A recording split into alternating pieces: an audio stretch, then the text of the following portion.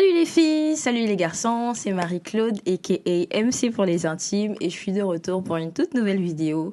Comme vous l'avez vu dans l'introduction et comme vous l'avez aussi vu dans le titre de cette vidéo, aujourd'hui on va parler des étiquettes et je vais m'adresser à toi au singulier. Voilà, je vais utiliser la deuxième personne du singulier et je vais te tutoyer. Alors comme je te l'ai dit, on va parler des étiquettes et une étiquette c'est quoi ? J'ai demandé à ChatGPT, j'ai fait un petit test, je lui ai demandé donne-moi la définition de ce que c'est qu'une étiquette. Et il m'a dit la chose suivante. Une étiquette, ça peut désigner l'information imprimée ou écrite qui sert à identifier, classer ou décrire quelque chose. Et selon moi, si on remet un peu les choses dans leur contexte, pour moi, une étiquette, c'est quelque chose qui nous a été mise de notre plein gré ou pas et qui vient nous décrire, donner des caractéristiques ou définir même ou limiter quelque chose sur laquelle l'étiquette a imposé. En fait, depuis, je baragouine et je parle d'étiquette et tu te demandes, mais où est-ce qu'MC veut en venir au fait? Tu vois, je te parle à toi ou je te tutoie parce que j'ai envie, en fait, que vraiment ce soit une relation en mode petite sœur ou grande sœur ou je sais pas c'est quoi ton âge, mais juste une amie qui essaye de te parler, peut-être de te secouer, te dire shake up en fait ou wake up. Les étiquettes, il y en a partout et à chaque fois, la société, le monde en général essaiera de nous apposer certaines étiquettes. Et il faut savoir une chose, c'est que si tu as été habitué depuis ton plus jeune âge à être exposé à certaines paroles, certains commentaires, c'est ce qui va venir maintenant quand tu vas grandir par la suite te conditionner. Je m'explique. Si toute ta vie, on t'a toujours dit depuis toute petite que non, tu étais super grosse et que de toute façon, t'étais pas jolie, quand tu vas grandir, bien que tu peux aller faire du sport ou quoi qu'est-ce ou même te sentir bien dans ta peau, tu vas toujours voir les choses sous le prisme de ce que tes parents, ton entourage t'a dit lorsque tu étais petite. Parce que tout simplement, on est le résultat des paroles, des choses et de ce à quoi on a été exposé en fait. Et ça vient un peu pour moi, selon moi, parce que c'est sur mon podcast et je parle selon aussi ce que moi je pense ou comment je vois les choses. Mais je pense que tout ça là, ça vient à peu près jour après jour construire certaines étiquettes qu'aujourd'hui on a accepté de s'imposer, que aujourd'hui tu as accepté peut-être de t'imposer. Sauf qu'en réalité tu es bien plus qu'une simple étiquette. Et en réalité cette étiquette qui t'a peut-être été apposée depuis ton plus jeune âge n'est pas forcément le reflet de ce que toi tu es réellement ou de ce que toi tu as envie de devenir. Tu n'es pas juste une étudiante, t'es pas juste une chante, t'es pas juste un pianiste, t'es pas juste un pasteur si jamais il y a des pasteurs qui me regardent, t'es pas juste un pasteur, t'es pas juste je sais pas, PDG d'une boîte, t'es pas juste ça. Et il y a une phrase que le pasteur Ivan Castanou dit souvent, c'est que à partir du moment où tu décides, où tu acceptes tout du moins qu'une personne puisse te définir par ton titre ou par tes actions, tu viens d'accepter une limitation. À partir du moment où tu viens accepter le fait que, ok, je ne suis qu'une pianiste finalement, tu viens d'accepter une limitation. Tu viens d'accepter le fait que des personnes disent de toi que tu pourras jamais être plus qu'une simple pianiste. À partir du moment où tu acceptes que les personnes te disent, bah toi, t'as redoublé une classe, donc tu es bête, tu viens d'accepter une limitation et tu viens d'accepter ta condition, excuse-moi le terme, mais de bête. Tu viens d'accepter le fait que, ok, je suis effectivement stupide, je suis effectivement bête parce que j'ai redoublé une classe et comme les gens m'ont dit ça et comme les gens m'ont apposé cette étiquette et que je l'ai accepté, tu as accepté une limitation. Et ça, c'est ce qui se passe H24. C'est ce à quoi, surtout nous, dans notre génération, on est exposé H24. Tu as été exposé à ce genre de paroles, tu as été exposé à ce genre d'étiquettes, ce genre de choses, ce genre d'atmosphère. Et peut-être que tu t'en étais même pas rendu compte, mais à chaque fois que même dans la classe, on t'a dit « Ah, mais t'es trop bête, ah, mais t'es trop stupide, ah, mais t'es trop belle, ah, mais toi, t'es juste belle, en fait. » Tu as accepté une limitation. Tu as accepté de te dire « Je n'irai jamais plus loin que ma simple beauté physique. » Parce que je sais que peut-être tu as été exposé à des paroles qui te disaient que t'es juste belle mais ton intelligence elle est pas là et tu as inconsciemment commencé petit à petit à te dire j'accepte le fait que je suis juste belle donc je dois travailler uniquement sur ma beauté et de toute façon je suis pas très intelligente, je suis pas très futée et voilà, je me concentre sur ce que les gens ont dit de moi, donc ils m'ont dit que j'étais belle, je me concentre sur ma beauté. Tu viens d'accepter une limitation alors qu'en réalité, tu étais intelligente, tu avais de quoi manifester de l'intelligence, mais tu as préféré t'axer sur ce que les gens disaient de toi. Et c'est pour ça que des fois, tu te définis par ça et tu commences à faire tout pour mettre en œuvre des choses pour tout simplement rentrer dans les codes des critères de la beauté physique. Et là, je parle vraiment de beauté physique. J'avais pas prévu ça, mais je vais un peu divaguer vers ça. Tu n'es pas obligé de rentrer dans les codes de la beauté physique qui t'ont été imposés. Je parle là à peut-être une femme, une fille qui se dit ok là les critères de beauté physique c'est d'être belle avec une pépé et tout. Là je porte une perruque, effectivement, perruque qui me vient de, je dirais pas, si vous voulez la ref je vous le dirai en commentaire, mais voilà, le critère de beauté c'est d'avoir une perruque et tout, full face et tout, etc. Et si je n'ai pas ça, je suis pas belle. Tu viens d'accepter un critère, une étiquette qui t'a été imposée par la société sans même t'en rendre compte. En fait, étiquette que tu n'étais même pas obligé d'accepter, tu viens de l'accepter et tu viens de te limiter comme ça, pensant que le fait d'être belle ne réside que dans le fait de porter une perruque ou de te maquiller. Je viens de te dire que c'est faux. Sista, c'est faux. Tu n'as pas juste été créé pour ça. Tu n'as pas juste été créé pour être belle. Et à partir du moment où tu comprendras que il y a bien plus que ta beauté physique, qu'il y a bien plus que même ton intelligence, parce que là, ça marche pour la beauté physique, mais ça marche aussi pour l'intelligence. Peut-être que toi, on t'a toujours dit, mais toi, t'es une tête, t'es super intelligente, et que dans les autres domaines, on t'a jamais boosté, on t'a jamais encouragé, et tu penses maintenant que tu dois absolument te définir par tes notes scolaires, que si tu réussis pas à l'école, alors t'as pas réussi dans la vie. Parce que, peut-être que dans ta famille, on t'a toujours conditionné, et c'est pas une mauvaise chose, d'avoir des bonnes notes scolaires, c'est archi pas une mauvaise chose.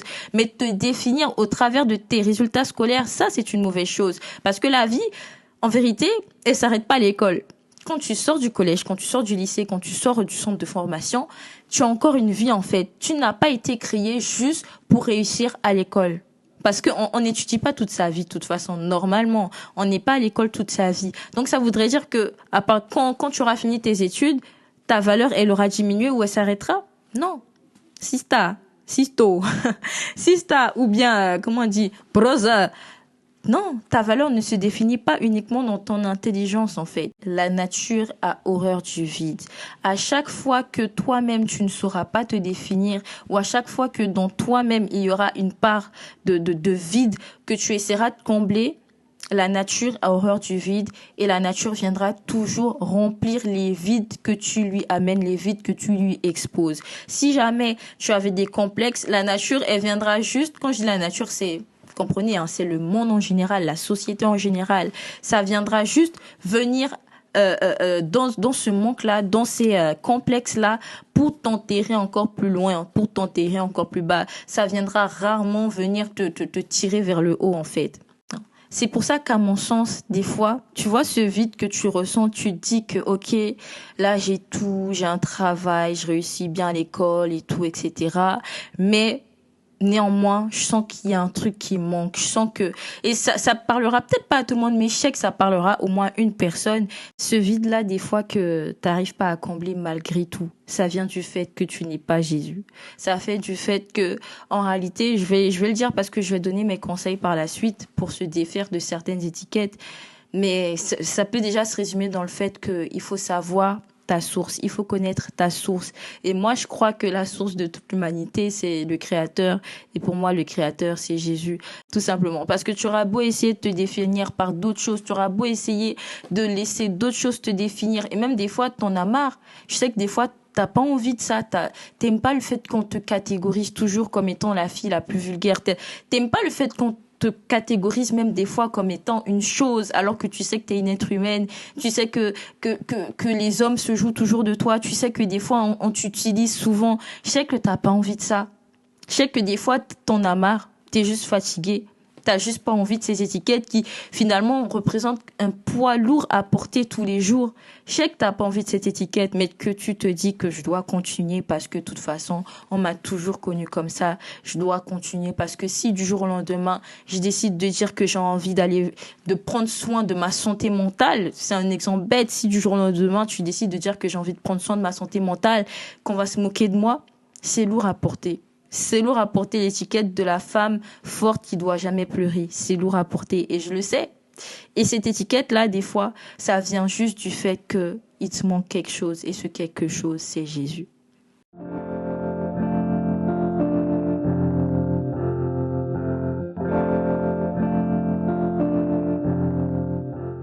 Alors, comme tu le sais, moi, j'aime beaucoup donner des conseils. J'aime pas faire des vidéos où juste je parle pendant 10 minutes. J'aime pas faire des podcasts où juste je parle pendant 10 minutes et après, il y a rien qui en ressort et tu ressors avec aucune clé.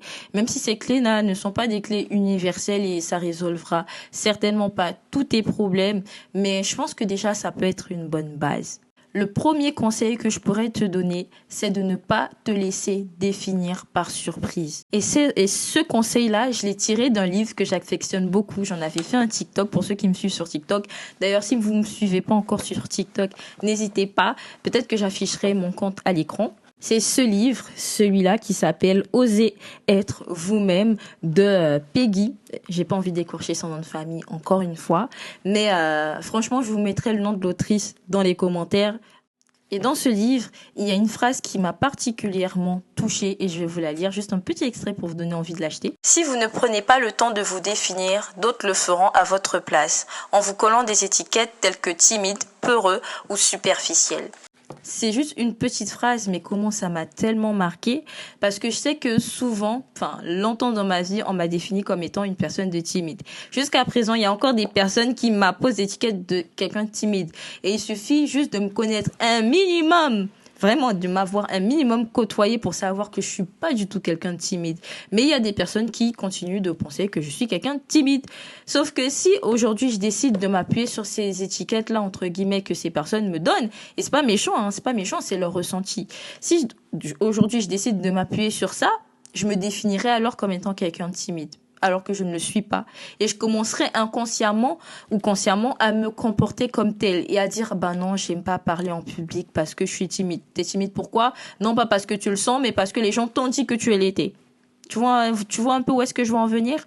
Et c'est pour ça que je dis, ne laisse pas qu'on te définisse par surprise. Je sais pas si c'est français ce que je dis, mais ne laisse personne te définir par surprise. Décide toi-même de pouvoir te définir avant que les autres ne le fassent. Parce que si tu ne te définis pas, les gens le feront à ta place. Les gens te colleront des étiquettes à ta place. J'ai pas dit d'essayer de rentrer dans une case préconstruite. J'ai dit de te définir, de savoir ta véritable identité. Et peut-être qu'un jour, je ferai une vidéo sur l'identité parce que pour moi, c'est la clé de tout. C'est la clé de tout. Si tu sais pas qui tu es, les gens te diront qui tu dois être, sans même te demander ton avis. Donc pour moi, c'était le premier conseil. Définis-toi. Ne te laisse pas être défini par surprise. Deuxième conseil, accepte d'être gênant par moment. Comme je le disais précédemment, des fois, tu vas entreprendre certaines choses et les personnes vont te dire, ah, toi, tu fais ça, toi. En fait, c'est des petites piques parce que les gens, tu es en train de sortir de l'étiquette qui t'avait posée. On t'avait posé l'étiquette de personne timide et toi, tu es en train de t'exprimer devant une foule de 100 personnes. Et les personnes vont te dire, toi, tu fais ça, toi. Toi, tu parles devant des gens de 100 personnes. Et tu vas commencer à prendre peur et à te dire, ouais, c'est gênant et tout. C'est trop gênant de faire ça. C'est trop gênant d'être sur une chaîne YouTube et tout. Avec, j'ai combien d'abonnés à l'heure actuelle? Je sais pas. Je pense que j'en ai une 50. Pour 65 abonnés. Mais en réalité, je m'en fiche parce que je sais que je fais déjà, premièrement, pas ça pour les abonnés. Et deuxièmement, les 65 personnes qui se sont abonnées, peut-être qu'elles ont vraiment été touchées par ce que j'ai dit. Peut-être que ce que j'ai dit, ça a vraiment eu un impact dans leur vie et elles se sont dit, OK, je vais m'abonner. Et c'est le plus important, en fait. Et je n'accepte pas de me laisser définir par un standard ou un standing ou des critères de réussite selon laquelle, si tu as réussi ta vie sur YouTube, c'est parce que, il faut avoir ton nombre d'abonnés. Si tu n'as pas 1000 abonnés, alors ça sert à rien le contenu que tu fais. Excuse-moi de te dire que pour avoir 1000 abonnés, il a bien fallu arriver à un moment donné où tu avais 65 abonnés, ok? Je préfère voir le film dans ce sens-là, de me dire, ceux qui ont eu 1000 abonnés ont forcément commencé par avoir 65 abonnés. Vous voyez un peu, parce que si tu n'as même pas réussi à avoir 65 abonnés, à combien plus forte raison est-ce que tu vas avoir 1000 abonnés? Mais si tu as déjà 65 abonnés, il y a quand même des chances que tu aies 1000 abonnés. Je préfère voir ça dans ce sens-là et de me dire, MC, c'est juste un point de départ. Parce que pour faire tout l'alphabet de A à Z, il faut commencer par A. Et si tu commences pas par A, il n'y a aucune chance que tu arrives à Z. Tout ça pour dire, accepte des fois d'être incompris par les gens parce que tu sors des codes qui t'ont eux-mêmes imposés pour te rendre dans les codes que toi-même tu as décidé de suivre ou dans la case que toi-même tu as décidé de pouvoir intégrer. Mon dernier conseil, et comme j'aime le dire, c'est ma phrase favorite, the last but not the least, la seule étiquette qui compte, c'est celle de ton créateur. Ok. Voilà, de toute façon, j'ai dit, on est sur une chaîne où c'est tourné autour de Jésus. La seule étiquette qui compte, c'est celle de ton créateur. Comment est-ce que une personne qui n'a pas créé une tablette, qui ne sait même pas utiliser une tablette, qui ne sait même pas les fonctionnalités d'une tablette, peut me dire comment est-ce que je dois utiliser une tablette? En fait, réfléchis un peu sur ce mécanisme de pensée. Comment quelqu'un qui n'a pas créé un outil peut me dire l'entièreté de ce pourquoi est fait cet outil? Vous voyez, moi, j'ai pas créé la tablette. Donc, je peux dire seulement sur la base de ce que j'ai vu, sur la base à peu près de ce que j'ai pu un peu expérimenter, ou même sur la base de mes préjugés, comment est-ce qu'on doit utiliser une tablette. Si demain, je me lève et je te dis que moi, j'utilise ma tablette pour couper mes oignons, j'utilise comme une planche à découper, c'est mon avis, basé sur mon ressenti, basé sur ce que moi je pense être la vérité, ok? Mais ce que moi je pense être ma vérité, ou c'est pas ou ma réalité, c'est pas la réalité générale et c'est encore moins ce qui est vrai. La seule chose où on pourra certifier que c'est forcément vrai, c'est si j'avais moi-même créé cette tablette. Si moi-même je crée la tablette de A à Z et que je connais chacune des particules et des composantes de cette tablette, alors oui, j'aurais été la mieux placée pour dire à quiconque comment est-ce que cette tablette doit être utilisée et tout ce que cette tablette est capable de faire et de réaliser. Et tu sais, quand tu commenceras à faire ça, quand tu commenceras à te définir sous le prisme de ton créateur, sous le prisme de Jésus, tu commenceras à comprendre que ouais, on t'avait peut-être dit que tu n'étais pas capable, mais lui, il te dit que tout est possible à celui qui croit. Et tu sauras que lorsqu'on te dira que tu es trop timide pour faire tel projet, trop faible pour faire tel projet, tu sauras que ton créateur lui-même te dit que ce n'est pas un esprit de timidité, mais un esprit de sagesse, de force et d'amour qu'il t'a donné en fait. Et tu sauras justement quelles sont tes véritables capacités, jusqu'où en fait tu es capable d'aller, tout ce que tu peux réaliser. Et je t'assure, ça va te décomplexer, mais à un niveau. À un niveau, parce que peu importe ce que les gens te diront, tu seras toujours confiante en fait. Tu seras toujours confiant parce que tu te baseras sur ce que le créateur lui-même, le compositeur, je sais pas si ça se dit, hein, mais la personne qui t'a créé lui-même dit de toi.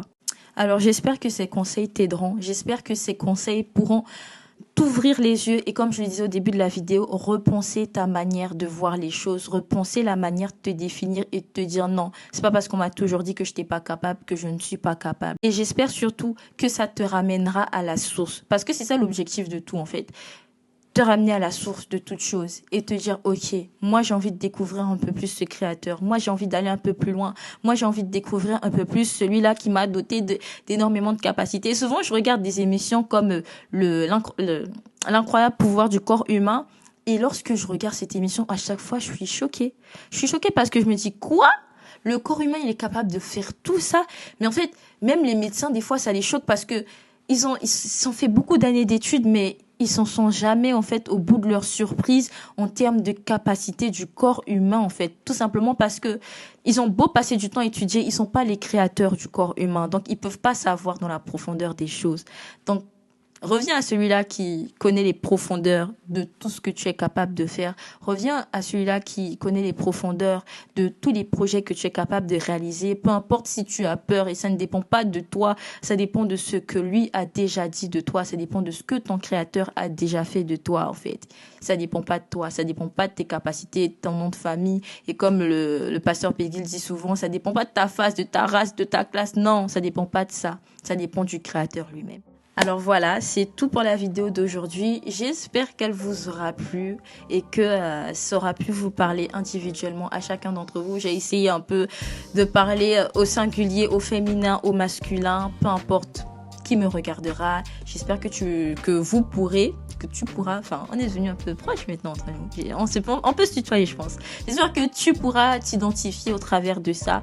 Et n'hésite pas à laisser des commentaires si tu veux la ref de ma perruque, voilà. Parce que j'ai remarqué que vous, si on vous pousse pas à écrire dans les commentaires, vous écrivez même pas. Juste écrivez, aka MC, juste écrivez MC.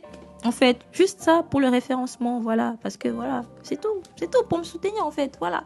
Pour mes 65 abonnés, voilà, n'hésitez pas à écrire MC dans les commentaires ou à me demander d'où est-ce que vient ma perruque, voilà, et je me ferai un plaisir de vous le dire, ou même si vous avez d'autres questions, si tu as envie de te rapprocher de Dieu et que tu sais pas par où commencer, ou anyways, n'hésitez pas à me retrouver sur mes différents réseaux sociaux, que ce soit Instagram, TikTok, ou c'est tout. En fait, j'ai pas Snap, voilà. Instagram ou TikTok, je laisserai ça dans la barre de description ou je mettrai ça directement sur l'écran ou en commentaire.